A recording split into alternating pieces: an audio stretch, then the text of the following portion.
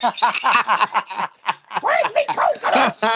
Where's me coconuts gone? Where's me coconuts gone? Hello and welcome, everyone. Thank you very much for joining me. Me, Connor, Dave, Mickey, and Doug.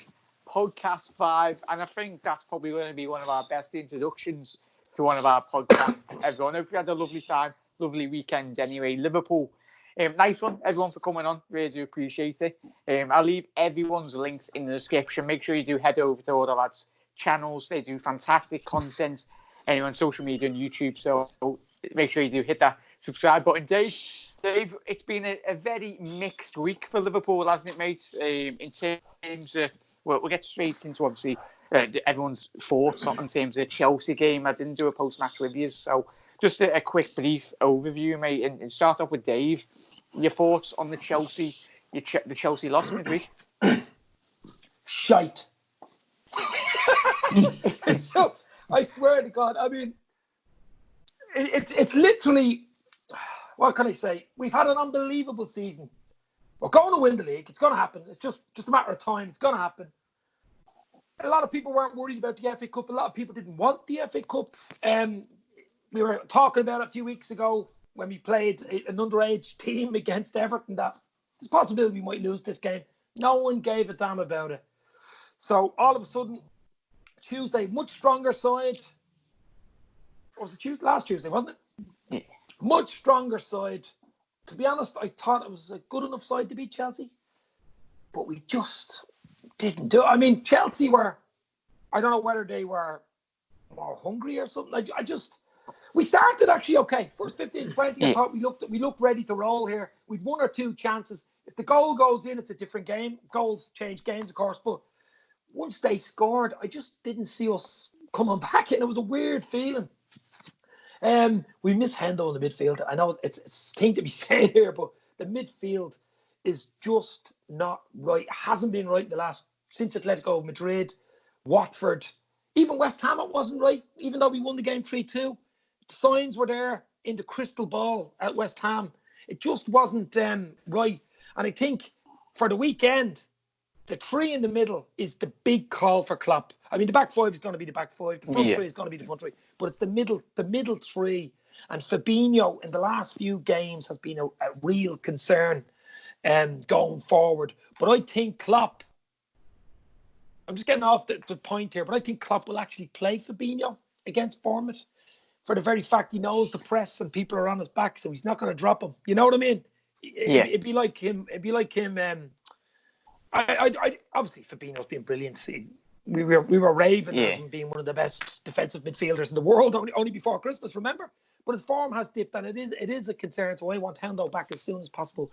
But Chelsea the other night was disappointing, but it's not the end of the world. I want the bloody league. Still have the Champions League in the background, but relax, and we move and go again.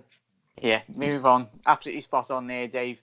I'll ask Mickey's thoughts and the lads' thoughts anyway, but everyone, leave me your thoughts in the comment section below on all these stories and really questions that you want to pose in podcast 6 anyway, everyone. So we really want to engage with every single one of you. We do reply to every single one of your comments anyway, so if you do get involved, leave any talking points you want to discuss for episode 6 anyway. For next week, make sure you leave them in the comment section below. But we're going to be talking about a little, we won't touch too much onto it because it has been on social media and everything, really. It's a very serious issue, but as these coronavirus statements, we'll just briefly go over that anyway. Bournemouth build-up show as well, and the new ticketing system, which me and Mickey were just mentioned before we come on anyway. That's absolutely fantastic. Looking like new technology, finally. It's took them long enough, hasn't it, everyone? In terms of what you're saying, we'll find out when it does get rolled out if it does crash. Because I tell you, there will be a lot of people testing the new system out anyway, and hopefully, fingers crossed, it doesn't crash anyway. But lads, Mickey, we'll go straight into obviously your thoughts on the Chelsea game, mate, and really, we'll talk about the ticketing system in a little second, mate. But just a quick, brief thoughts on the Chelsea game, mate. Well, to me, it all started from the break. We came back. We were lacklustre against Norwich, got away with a 1-0. Lacklustre against West Ham. Watford completely battered us, if we're honest. We played a little bit better against Chelsea, but things went a little bit against us. Obviously, with Dave saying if we'd have scored the early goal, it may have been a different result.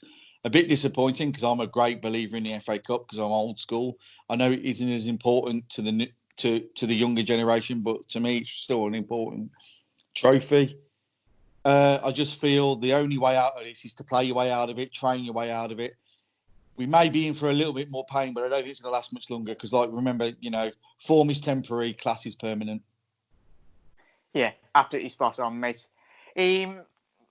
Connor, we were talking about in terms of, but I want to talk about just quickly brief on. I know he's not a Liverpool player, but a Chelsea young player. Is it Billington or not Billington? The young lad anyway. Dad, I think he was 18 years old.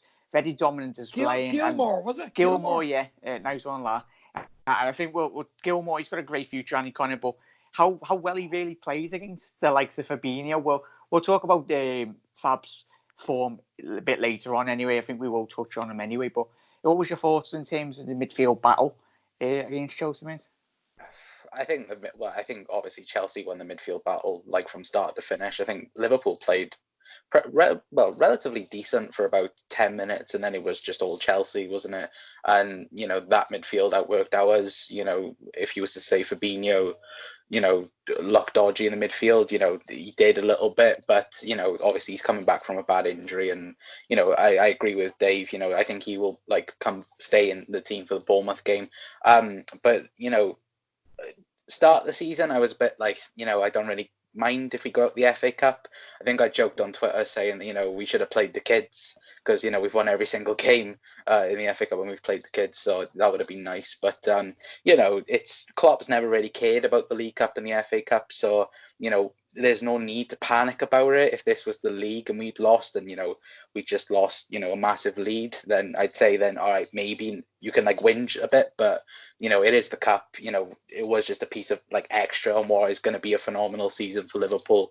But it's one of these things where I think the whole fan base has gone a bit crazy. Well, not so much crazy, but you can see where the plastics are and where the real fans are, and the game. Us lot, talking now, we know what Liverpool are after this season. They're after the Premier League. That's the major thing, and then the Champions League then is the second thing. But going back into the Chelsea game, I thought Minamino was he was really good in parts. I thought he was people on Twitter and a bit of punditry as well saying that he wasn't in the game much. I thought he had a very good game, and I know he's our hero, but Divock Origi, he didn't have a good game for me personally. For me, the big player that I thought played really, really well in that game was Nico Williams. I thought he had a pretty good game to handle Pedro really, really well. But the youngsters shone yet again. But hopefully the Reds will be able to be a little bit better against Bournemouth and get all 3 points. What are your thoughts on the Chelsea game, mate? Obviously, Connor's mentioned Divock Origi very much struggled really to really get into the game, didn't he? Yeah, he's not really a starter for me. He's more of an impact player that comes from the bench. I think, look, credit to Chelsea. I thought they played really, really well. To be honest, Kepa Arrizabalaga probably had one of his best games for Chelsea. Those 3 saves in a row from Origi, Minamino, and Mane was just absolutely superb. And I think he was the difference as well in the game. I thought he was excellent in the Chelsea goal. I thought Gilmore, I think we've already touched upon it, but he was absolutely sensational in the middle of the park. And there's already talk of Steve Clark calling him up for Scotland, and why not? It's we've got Israel coming up. Give him a chance to shine.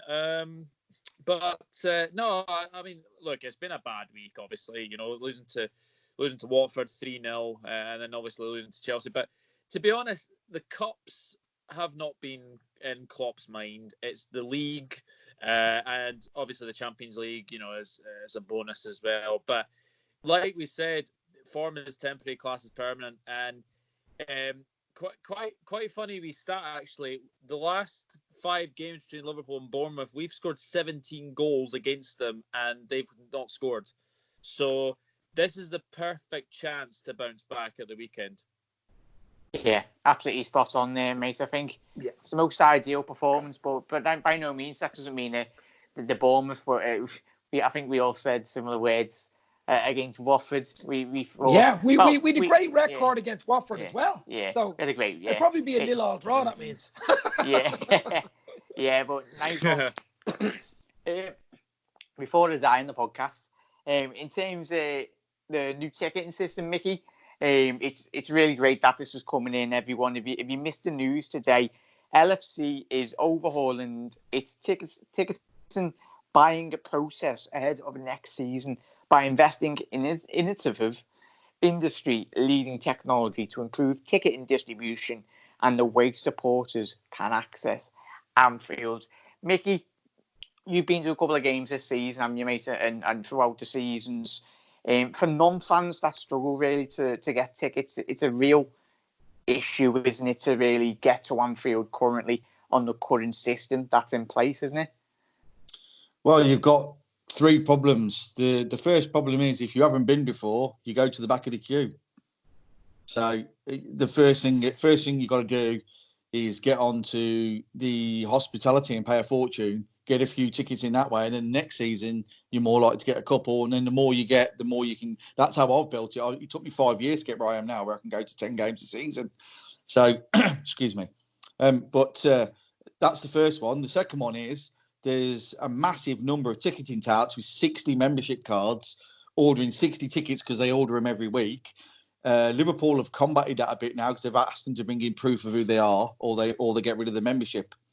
Because I think they sort of realised who certain people were. So this new system is going to be more leaning towards spreading it out to all the members rather than the core same people getting it all the time, which is what we've been crying out for a long time. This will stop the touts, which at the moment are either ripping people off or actually taking the money and not giving them tickets. So, and then it will also be fair because there's quite a few Liverpool fans that are desperate to get to Anfield, never been, only been on the tour. It's a once, even if you go once in your life, it's something something as a Liverpool fan you need to experience. Yeah, and I don't like the way you have to get on the ladder. You have to go through hospitality because it is expensive. That's the route I went. It worked for me. I'm building up a bit of reputation. Obviously, now I'm going to go back in the queue a bit more, but I don't mind because it's going to be fairer now. Yeah, absolutely spot on, mate. That's one thing. I think everyone that really, if I was in charge at Liverpool, that's the first priority I get really sorted. We've mentioned over the obviously podcast 5 now. We've talked about how well Liverpool are doing off the pitch as well, but I think this is a real issue that really they need to identify.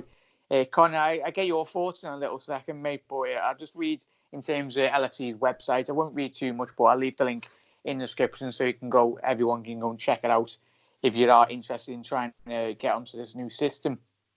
LFC is overhauling its ticketing buying process ahead of next season by investing in innovative industry-leading technology to improve ticket distribution and the way supporters can access Anfield. As part of the club's ongoing commitment to constantly improving how fans can buy and use tickets, LFC has partnered with leading mobile-focused ticketing platform SeatGeek to improve the performance of its ticketing website and made for a much smoother fan experience during peak sale times. During this, the club's future member sales, the new platform will offer supporters a more efficient and supplying buying experience when applying for the matches they would like to attend. It also boasts a more dynamic queuing system to manage traffic volumes during busy periods, and will give fans more clarity on when and where they are buying the process through live updates and improving communication. Focus on improving the mobile fan experience. The platform not only allows supporters to purchase through their mobile devices, but it also supports a mobile access at the turnstiles for match e-tickets for fans which to move away from the physical paper tickets.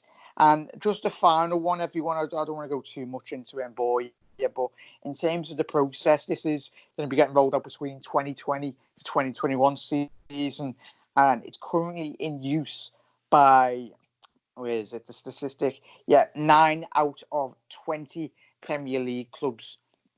So SeatGeek, the new innovative technology, whoever's made that idea has made an absolute bank off all the Premier League teams anyway. But Connor, what are your thoughts on, obviously, what would this mean really in the process? And if you've had previous experience with trying to get a ticket anyway? Yeah, I think that overall, I think it's probably, a good thing because, like myself, it's like I've only ever been to Anfield once for a game. Obviously, been there many a time for like the tour and everything like that, and it's always nice going on the tour. But a match atmosphere is a lot better. And for others like myself, there's it's a rare thing to go, or or has never been to Anfield. It's a new experience, and hopefully they'll be able to get it because it's the one thing with the memberships that, I think the top membership is like 50 quid, 40 quid, something like that.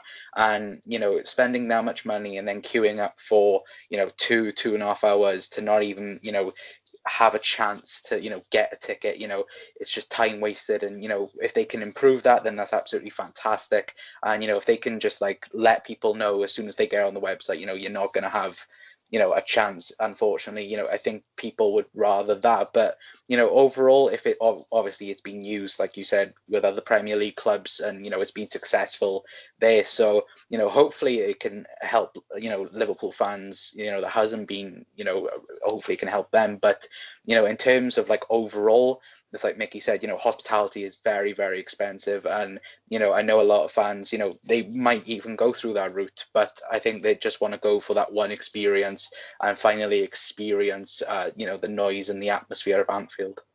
Yeah, absolutely spot on, mate. It's one of my pet peeves. As I said before, I just want to grab everyone at Liverpool and just say, sort it out, will you? Because I remember going to my very first game. I'm very privileged. If anyone ever goes, or whoever managed to get a ticket, and when my dad took me to, we never usually go on the game. When I was younger, I never had the chance to.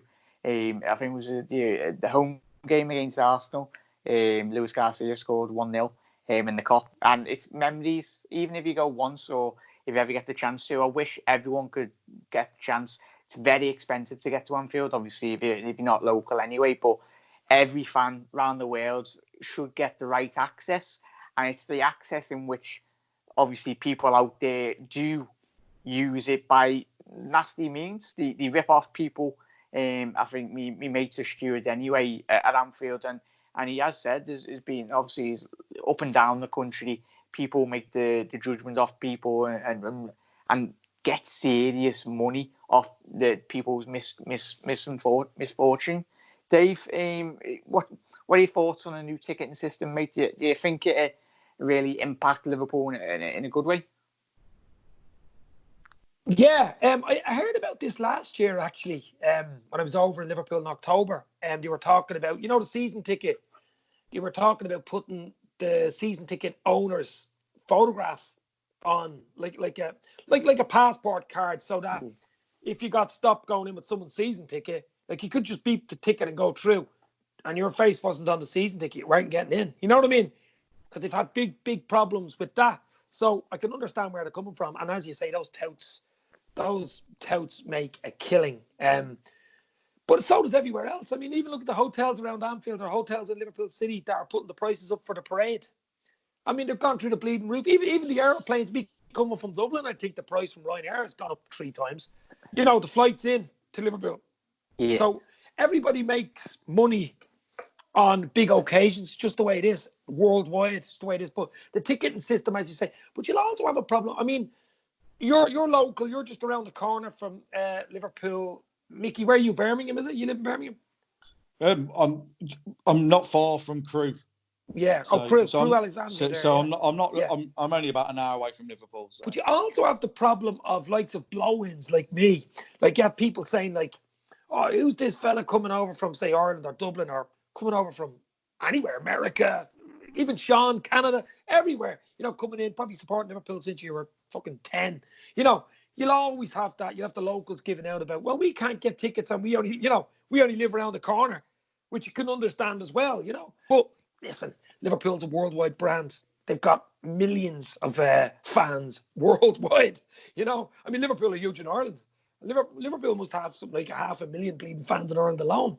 So, they're huge. So it's going to be hard to do. Even this new system you're talking about, there's still going to be fans giving out about it, I'm sure. You know what I mean? Yeah. They need a bigger stadium to fill. That's the thing. They need more seats. Another maybe 6 or 7, maybe 10,000 seats. That's the real answer. You know what I mean? Yeah. And that if you put a good ticketing system in with more seats, that would be the real answer. I know they're working on the Anfield Road and they're trying to. That's a few years away though, really, isn't it? I mean, planning and stuff, but Yeah. ticketing is always. I mean, every club is the same. Liverpool probably more than most clubs, except obviously City, who can't even fill.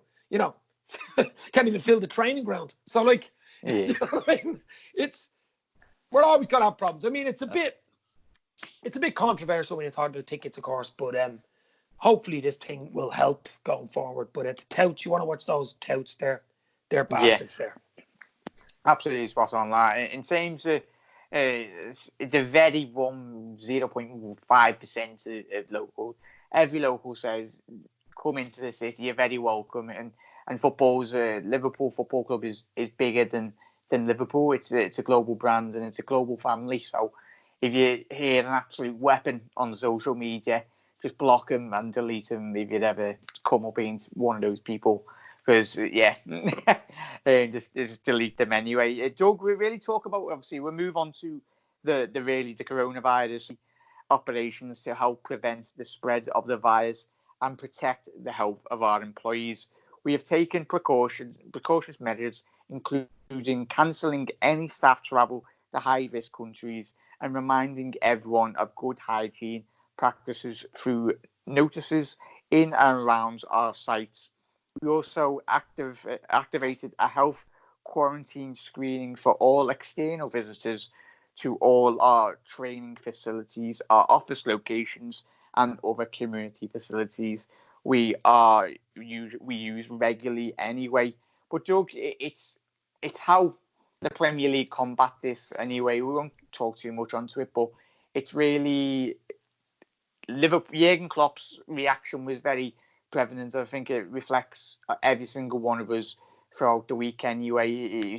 What are your thoughts on the interview and his reaction, really? I thought it was absolutely brilliant the way he came out and just said that, look, we shouldn't be talking about this. Journalists shouldn't be asking football managers about it. I thought what he said was absolutely fantastic, and to be honest, he's actually got a lot of praise for what he's come out and said.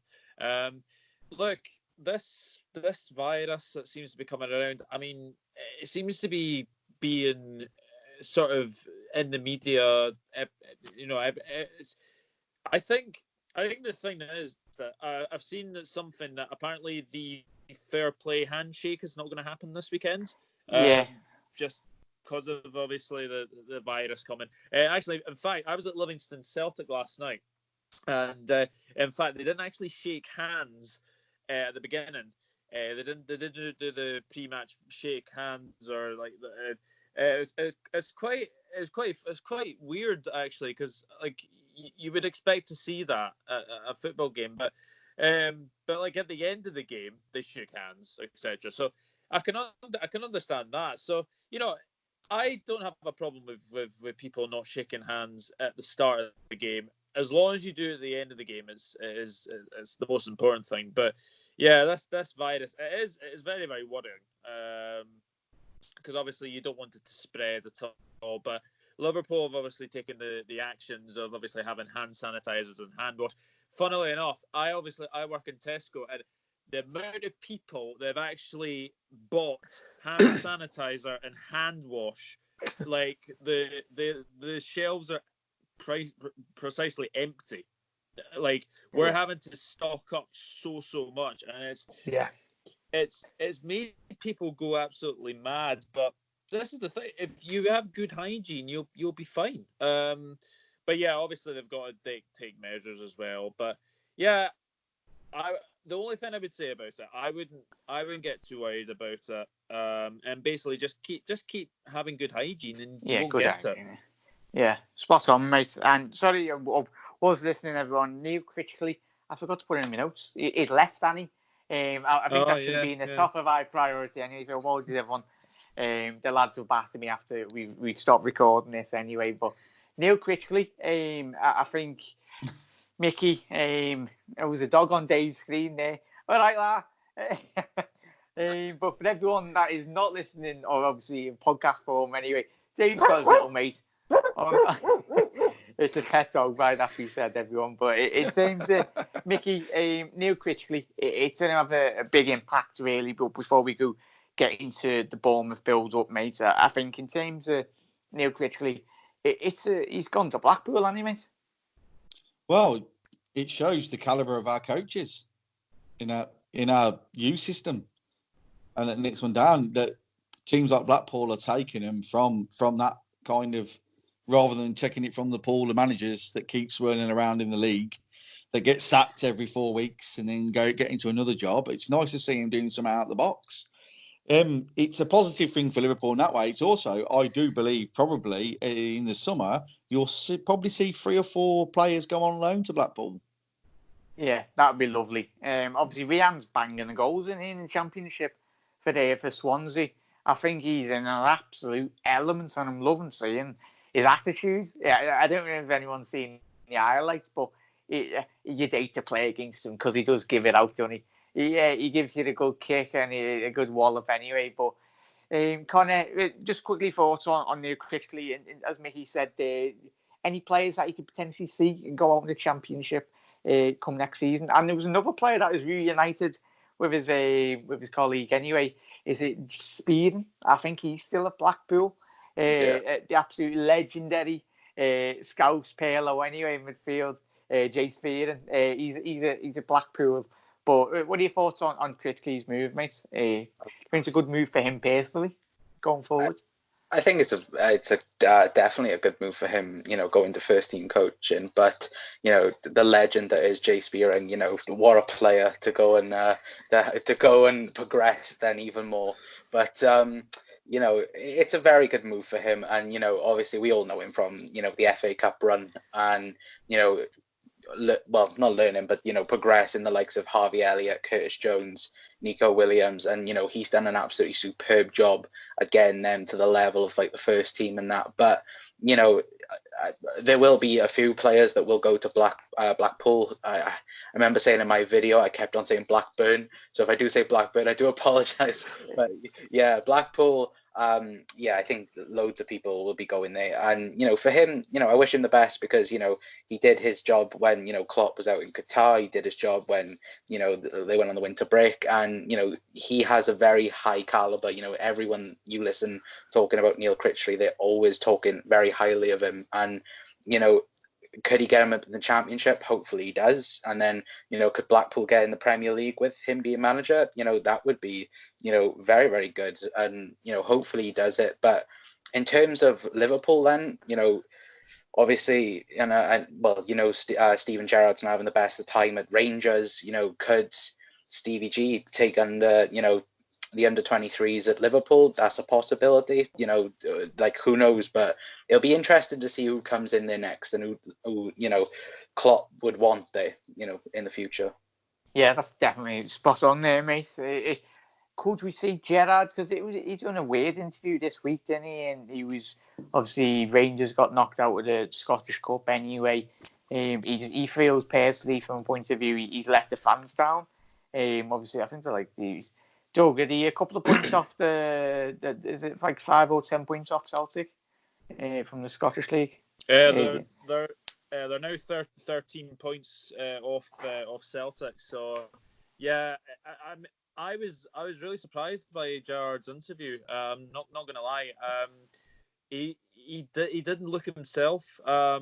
But Steven Gerrard isn't the type of walking away from any club.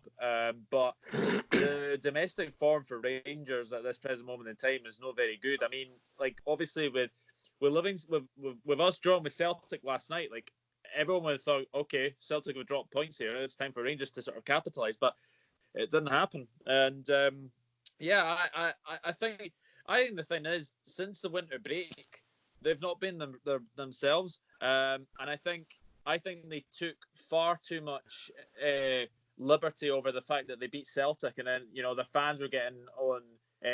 We're getting on some high horses, thinking, "Oh, this is it. We're going to go for 55," but it just hasn't happened. But Stephen Gerrard will not walk away from Rangers. I think he will either resign, or I think he will probably.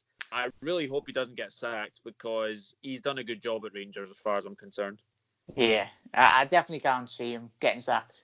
I tell you, I think if they go on a good European run, it'll be absolutely fantastic. And I think this is a steep learning curve for himself, basically. It's very first proper managerial spell in charge of a football club. And I think he's got everything there, really, in terms of the players, and he's got the facilities, really, to develop as a great manager. But, Dave, we'll go straight on to Liverpool, Bournemouth, another game, another opportunity for Liverpool to bounce back properly in the right way and really. But I'm just looking at the table here. I knew Bournemouth weren't playing that bad, but it's another relegation threatened team. We've played Watford, played Norwich over the last couple of weeks anyway. This won't going to be an easy game, will it? No. Hold on. What? Okay. I'll ask Jack. Jack, Matip wants to know why you're still wearing that shirt.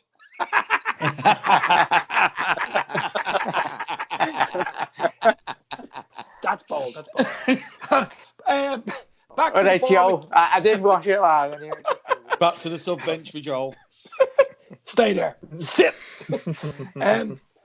Listen, I think no matter who we're playing the weekend, it's a big game, because we have to try and break this cycle of bad form and losses. So the good news is we're back at Anfield, which is great. We haven't lost there since April 2017. Palace were the last time to beat us there in the league. So I'm confident, actually, about this. I think we'll beat Bournemouth. I just think the pressure now, Klopp has the lads in, back at Melwood. Surely the hairdryer has come out at this stage, and he's got the boys ready to go, because realistically, it's the league is what we all want. It's what the team wants, what Klopp wants, it's what the owners want, it's what the city wants, what the fans want. So, the pressure of the cups and even the Champions League's a bit of pressure. I think the league now, all eyes on the league. I think they took Watford for granted, to be honest. Mickey, it's going to be a very big game against Bournemouth, isn't it? In terms of, as Dave's just been speaking about there, in terms of the bite back, really, the fight back, and you've had a couple of kick up the backsides in recent weeks in terms of results. What do you feel Liverpool really need to improve over the obviously the Chelsea game and Watford? Really, Liverpool need to. Is it going forwards? Obviously, do we need to score a lot more goals, or in terms of defensive solidity, really at the back? Do you feel? To me, it's about creating chances. If you think the last 3 or 4 games, we haven't created that many chances. The front three have looked a bit offish when they've had the chances. Like I said, I think the lads are out of form, as I said earlier. To me, any result other than a loss is progress. Yeah, we can afford to draw a game. We just need to get that next step forward, because we are in a bit of a lull. We had this lull January last year, if you remember, and it lasted 3 or 4 games. And then eventually, once we come out of it the other side, we were the better side towards the end of the league, to be honest. We were beating teams 3 or 4-0, where City were doing the 1-0ers. So we'll be back. We'll be back there. We might not win the league as early as we thought we were going to. So I think everyone needs to, think about that.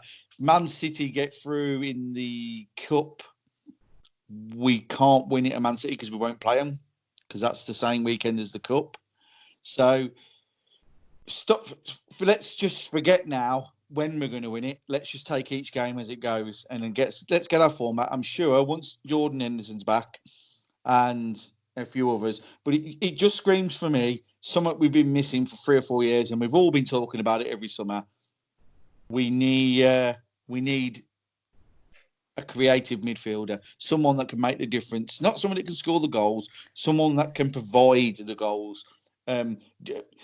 when it's going against you, someone that can run around 6 players and score that beauty, you know what I mean? We've got the stature now. We've got the money. We've got the team ready, waiting. Let's go out and let's find that lad. And Cole Havertz is my shout on that one. Yeah, I think we spoke about that. Was it 1 week 3 or probably spoken on every week? And we made it. We absolutely loved the lads. I think, and there was a little bit just briefly talking on Connor in terms of Timo Werner. I think it's come out over the last couple of days, if you want to believe it. If you want to believe every rumour anyway, but just being, I think there was a RB Leipzig CEO or someone high up in the club come out and said this week that there's been no contact with any club really in relation to Timo Werner, and basically Werner he couldn't have been more on his hands and knees kissing Jurgen Klopp's hands, really wanting to exercise the move, could he? Yeah, well, you could say that at least. I think that I think everyone knows in world football that's probably the worst kept secret at the minute in terms of transfers. You know, Timo Werner wants a Liverpool move. Liverpool want Timo Werner.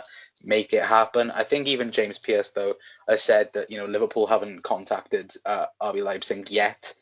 They will, you know, in the next couple of weeks. Well, let's hope. I know me and Mickey were talking over on my channel about Nabil Fekir, and we all remember that whole transfer saga. And, you know, obviously there can never be a done deal until he is, you know, officially a Liverpool player. Obviously, Fekir was in a Liverpool shirt, as Mickey told me on my channel. But obviously, you know, Timo Werner is, you know, the worst kept secret. And like, I think he even unfollowed like RB Leipzig on, it was either Instagram or Twitter, I think, or something like that. So, Yeah. you know, that's even more of a sign. I think it was Twitter after Twitter. Yeah, definitely. Yeah. I think, you know, took the mick out of us losing to Watford. So that was even nice that evening. But, you know, in terms of Bournemouth, you know, we've talked about, you know, Bournemouth being one of these like sides that have a very low budget and doing very, very well. Obviously, this season it hasn't been good for them at all. Obviously, you know, they like to buy our, you know, crap players like Solanke and Jordan Ibe, and, you know, I think there's one or two others. So, you know, Bournemouth like taking our dead weight, and, you know, Michael Edwards likes, you know, stacking them up for a few bob. But, you know, overall, I think this is going to be a tough game yet again. I think they're going to bring the fight to us. You know, I've said before, like a game like this would suit Naby Keita, but, you know, I think Alex Oxlade-Chamberlain is above him in the ranks now. But I agree with like what Dave was saying. I think that midfield 3 is the most important bit. I could also see as well Andrew Robertson getting rested for the Atletico game in midweek, and probably James Milner playing left back. So I think that's one area that might be changed. But apart from that, I think midfield, I think Fabinho keeps his place, and then you're probably looking at Gini and Ox. And then hopefully that midfield 3 then will be able to, you know, well, not so much rescue us, but, you know, get us through that game, and then looking forward then to the Atletico game. Yeah, spot on. I think me and Mickey will ask you now, joking in a sec. Mickey, was it Fabinho is apparently him and Lovren. It was rumoured that both of them were training away, separate from the first team, just to get a lot more fitness, was it? It certainly was some kind of different kind of training. So it's an assumption that they're training because Klopp's not happy with both their form. He believes it may be fitness. So they're doing a bit more fitness work than the other lads. The lads are doing a bit more football work. Because a footballer's a footballer. A footballer, if he's good at passing, he's always going to be good at passing. But if he's off fitness-wise, his passing is going to be that 0.1 second slow. And people might think, well, that's quite fast. But in football, it's a lot of time. As you know, the best footballers have the quickest minds, and the bodies need to be up there with the minds. Sometimes the mind can be above the body, which is what's happened. I think Fabinho's been a bit unlucky. I think his injury was far worse than we originally knew. Perhaps that may be a factor in his poor form when he's come back. But it's just coincided that him and Lovren have come back from injury, and the team's gone off a bit as well. So they've stuck out like a sore thumb, them two. So it doesn't take a rocket scientist to work out why are they training separate. Yeah, absolutely spot on that. In terms of Doug, what do you personally want to see really a vast improvement in terms of the game against Bournemouth at the weekend? I think we've already the lads have mentioned it. Jordan Henderson, we do miss him. He'll be coming back very soon, but I think we'll end on talking about Jordan Henderson a bit later, mate. But in terms of for you, in a personal point of view, what do you want to see of vast improvements in terms of what areas really do you feel Liverpool? Obviously, the lads have mentioned Fabinho. He's currently off form, really defensive duties, but Mickey and Connor said the forward areas. What do you feel personally? You want to see Liverpool do a lot better than we have in the last previous games? I think if we can get an early goal, and then I think an early goal would be crucial. In all honesty, just to start a game off really, really brightly. Get on the front foot. Get on the front foot. Get our passing back to its best, because our passing has been very off recently as well. As far as team selection goes, I'm going to say that it's going to be the same midfield that played Bournemouth in the game of the Vitality earlier this season, which will be Fab, Gini, and Keita. And I think if that midfield is the three, they had a field day the last time they played Bournemouth. Lerma, I remember Sermon as well. They couldn't handle the pace of the midfield three. So I think that's going to be very, very key. I'm not sure Robertson will be rested, but I can see the argument for definitely. I'm actually wondering if there maybe a change to the front three. I wonder if Mane or maybe even Salah gets a rest, just to get them sort of prepared for Atletico. I'm going to go for a 3-0 win, because I think this is the perfect game to bounce back from 3 defeats in the last 4. I think it is the perfect game to bounce back, and I'm really looking forward to it because, like I said at the start of the podcast, we've scored 17 goals against Bournemouth in the last 5 meetings, so we've got a really, really good record against Bournemouth. Away from home for Bournemouth is not very good either. I think I read somewhere, I think they've won only like 2 of the last 14 away from home, so it's not good for them away from home. And like I said, Anfield's a fortress anyway. So yeah, start off on the front foot, get an early goal, get our passing movement back. We should be fine. Yeah, going for a 3-0 win to the Reds, and yeah, hopefully they bounce back. Spot on. I hope we absolutely demolish them. We need it. We need a good proper win. Doug said then the fast-paced attitude, really. I think it's an early kick-off as well, so I think the crowd need waking up as well. And the early games tend to usually, in the past, they have been quite slow really to get going. But hopefully everyone has a Weetabix and just gets out there and cheers the lads on. Because as much as the players really need to be on top form, it's the crowd and really everyone within the stadium. Connor and Mickey and lads, we'll talk about obviously the impact in which I think was so important. We mentioned Jordan Henderson, but I was casting my mind back, obviously, in terms of before we were doing just writing up what we can talk about, really. But Connor, in terms of the impact in which Jordan and Henderson has, we've mentioned over the last couple of podcasts, remember, cast our minds back to when Liverpool lost the lead to the Istanbul that season anyway. But the impact in which everyone was like, we lost it there, but the impact in losing Henderson, it could correlate and really reflect Liverpool this season. I know we've only lost like 1 game in the league, but in terms of the overall performance, do you think it's highlighted yet again how much Mickey's already mentioned it at the beginning of the podcast, but your thoughts on Henderson's impact in an overall Liverpool team? I think, people, they talk about Stevie G and, replacing him and being the captain, all like that. It's like I think Jurgen Klopp said in an interview, Jordan Henderson does so much off the field that you don't see. And I think that has been the main highlight for Liverpool in his absence. I think I read somewhere today, the 5 games prior to the winter break and the 5 games that we've just seen after it. And I think in terms of crosses, I think before the winter break, I think it was 48, 49. And, since then it's been nearly doubled. And, you know, we were talking about creativity and everything like that. Jordan Henderson brings that creativity. He doesn't get the, you know, praise like a Kevin De Bruyne or someone like that, but he does bring it. You know, if you guys remember, you know, the goal that we scored against, our third goal against Man City, you know, that was done by a Jordan Henderson cross. And it was, you know, one of the best crosses I think I've seen Jordan Henderson make for Liverpool. And, you know, it's like the Tottenham game as well. He comes up with a goal.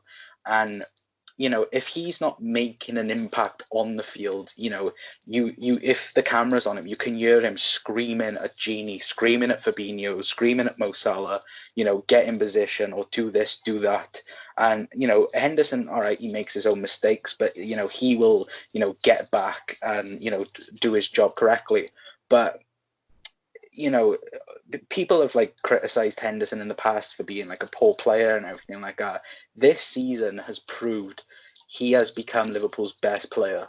And, you know, yes, we've got the likes of Virgil van Dijk. Virgil van Dijk's level is, you know, is second to none. He is, you know, the best defender in the world. But in terms of players that are missing, you know, as we've seen in this 5 games, Jordan Henderson has been a crucial player that has been missed. And, you know, as soon as he is back, like, I think, you know, today he's like, you know, stepped up his rehab to be back in time for the Atletico game. And, you know, if he can be back for that game, then that's perfect news for Liverpool. I can't see it personally, me. But as soon as he's back, I can guarantee that Liverpool will be a different animal in the midfield. Spot on that, Mickey.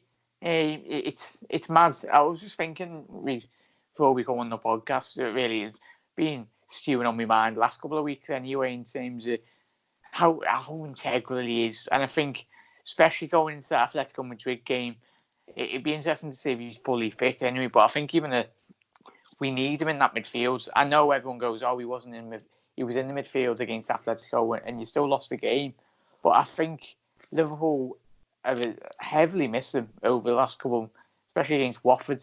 You've mentioned obviously the creative midfielders, Liverpool in those areas really.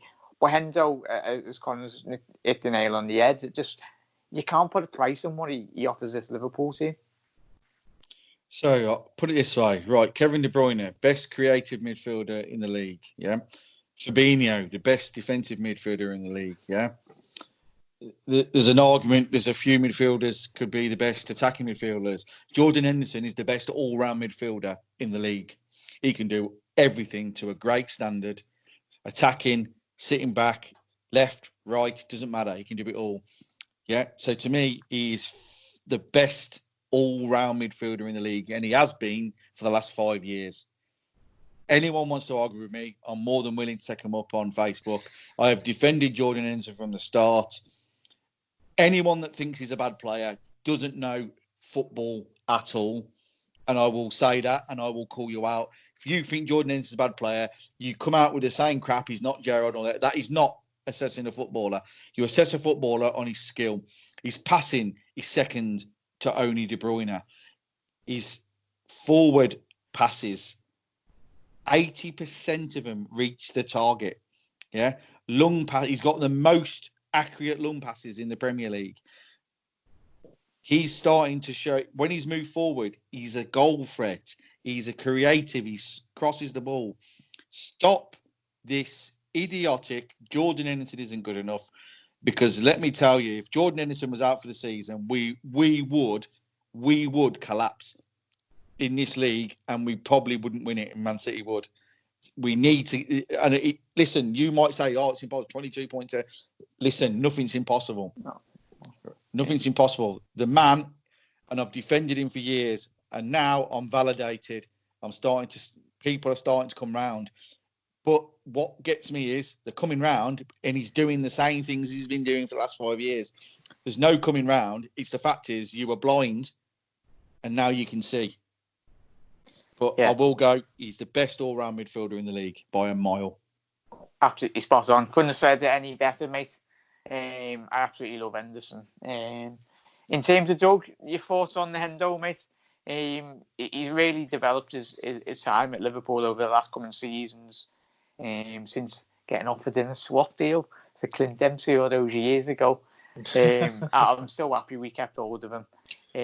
So happy. The scenes, I can cast my mind back. I remember seeing that on Sky Sports. He was close, but Hendo stuck up for himself really and said, "I'm not going. I'm not going for Clint Dempsey," and it's probably the best decision he's ever made in his life. And we're so happy he did stay. But it's what are your thoughts on Hendo, mate? Oh, he's just terrific, isn't he? I mean, I'm really looking forward to the Hendo shuffle again.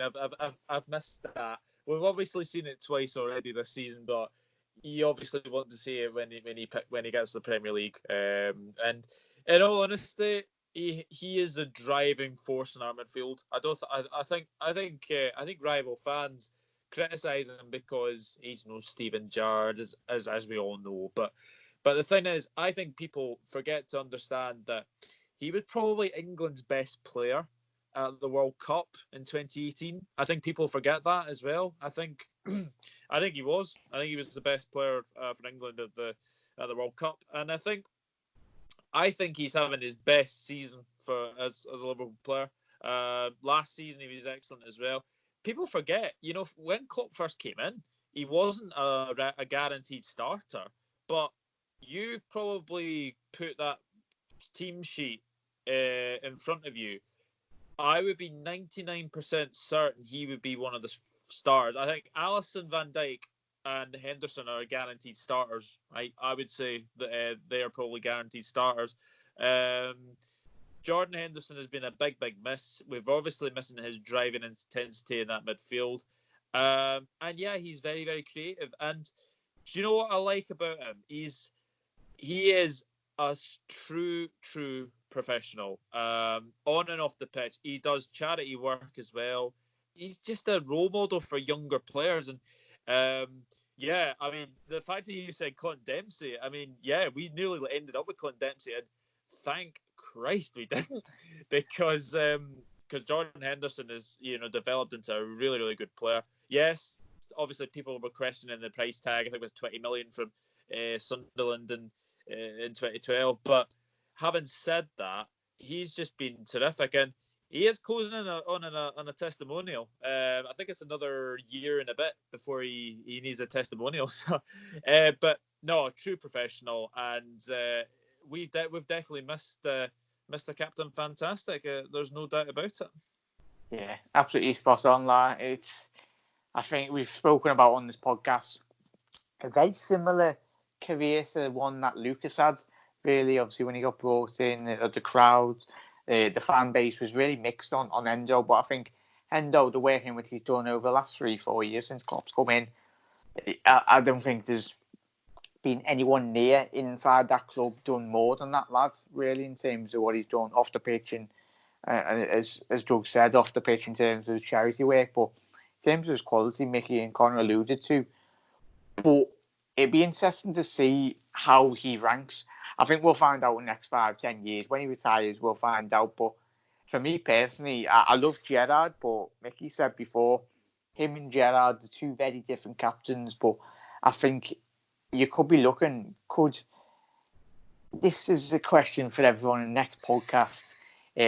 Could he go past Gerrard in terms of trophy success? Obviously, if he wins the Premier League, but could he really become his own iconic figure in the football club? Obviously, you got the likes of Hansons and the ex-players that are great legends in their own right in certain times and periods.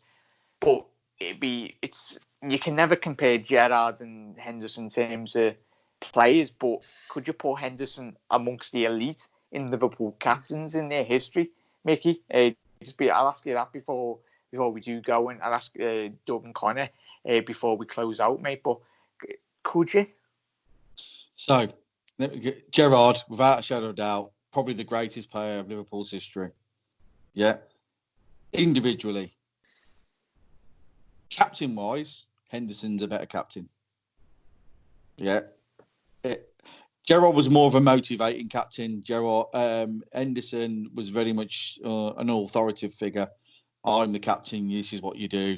Yeah. I know Gerrard was on the pitch right? There's no doubting Gerrard will go down as our greatest player ever, right? But the fact that Henderson is on the verge of winning the Premier League puts him above Gerrard straight away. They've had the same amount of Champions League finals and the same amount of cups, and that way Henderson's won the League Cup. The only thing that he's missing is the FA Cup, but that can be rectified in the next 2 or 3 years. I have no doubt about Liverpool will win the cups at some point in the next 3 or 4 years. But winning the Premier League, as we know, 30 years, we've had many captains try it and many captains fail, and even the great Gerrard. Yeah. At the end of the day, player-wise, he's nowhere near as good as Gerrard, but captains-wise, I think he's the best. Yeah, spot on. Like, it's a good debate to have, really, isn't it? Kind of in terms of it's mad, and I'm hoping come the end of Henderson's career, he's got a couple of leagues, a couple of Champions Leagues, and really both of them fantastic, world-class players. I think Gerrard made my childhood because it was a very rare occasion that he was no discredit to the players around him, but he was one of the very few world-class players in some of those squads. Obviously, it had him, Torres, Gerrard, Mascherano. Obviously, at the early 2000s, when it was about 5 or 6, you had Heskey's, Owens, Fowlers, Ozil. But what are your thoughts? Obviously, they're going to be getting put in different categories, mate, but would you love to see? And he will definitely be Henderson, legendary, iconic captain. Because you look at the great captains that have been at the club. I agree with Mickey. You know, if you were to compare the two players, Jordan Henderson and Stevie G, there's no comparison. You know, Stevie G is our greatest ever player, and you know, going through childhood and watching Stevie G every single weekend. You know, that was unbelievable. But in terms of captaincy, I agree with Mickey. You know, Henderson is a better captain. You know, if you guys remember, the Charity Shield loss that we took to Man City, you know, I think there's a photo of Klopp and Henderson, looking up, and I think that was the crucial moment of this season, where they looked at it and thought, we don't want to be here at the end of the season looking like this again. And in terms of like legacy, I think, well, obviously the Henderson shuffle is becoming a very nice thing to look at. We've already seen it twice this season, and obviously, we're gonna see the little shuffle again this season with winning the Premier League. Could it be the Champions League as well? Who knows? But at the minute, Klopp and Henderson is going through. We've gone through a Europa League final. We unfortunately lost that. We missed out on the Champions League once. We've won the Champions League. Every single year, we're progressing as a team, and there is no better player for that than Jordan Henderson. His captaincy is getting better and better and better. And by the time he ends his reign at Liverpool, we could be talking of a multiple Premier League and Champions League winning captain. And, even just saying that, it's just really, really nice. But yeah, it's like, come here. Like, we know we want it, but it's, in terms of captaincy, there's always rooms of improvement, and he is at such a high of a level of the whole squad. Literally everyone will listen to him. I think with some clubs you can have a captaincy for about 2 or 3 years, and then it's kind of like a manager, like it's thrown out the the dressing room. With Henderson, everyone listens to him, everyone takes his advice, and that just shows the caliber of where he is. And for me, he is, well, one of, if not the best Liverpool captains we will have in our history. Can I just add something, Jack? Yeah, go on. One thing we're forgetting here, the Sterling and Gomez fallout, Gareth Southgate didn't sort that out. Jordan Henderson did. Yeah. Yeah, that just tells you everything you need to know, doesn't it, in terms of the type of quality of player, the human being he is, really, Doug. In terms of, it's amazing. I absolutely love it. I love it. It's like a film, and like the character arcs of a player anyway. Since he's come in, he's gone up, he's gone down, he's gone up, but he's on a rise now, Doug, really. In terms of, as Connor said then, hopefully multiple Premier League, captain anyway. That would be absolutely beautiful. And I think there's no better man really to really lead this football club. And I like the coconut advert that Liverpool recorded like a couple of weeks ago. He tells them all to F off. he was like, use an embarrassment. You only have to see when you watch him on telly. If you ask now, I know a lot of people will probably say, Van Dijk, but for me, Henderson's most ideal captain. He embodies Liverpool as a football club as well, which is what we stand for. He gives absolutely everything on the pitch. Yeah. And if it's effing and jeffing at the players, even giving the crowd a bit of stick, like tell them to get behind the lads when he needs it. But I absolutely love the fella. I just love the way in which he's fought back in his career. It's like Rocky, or like Rocky's fought back, and he's gone a couple of rounds. But what are your closing thoughts on Hendo, mate? For you personally, as watching him as a fan, really? I totally agree with Connor. And actually, I'm going to add something. Like, when his Liverpool reign ends, I think he's going to end his career at Liverpool. I can't see him leaving. I think he loves the club. He absolutely loves the fans. The fans adore him as well.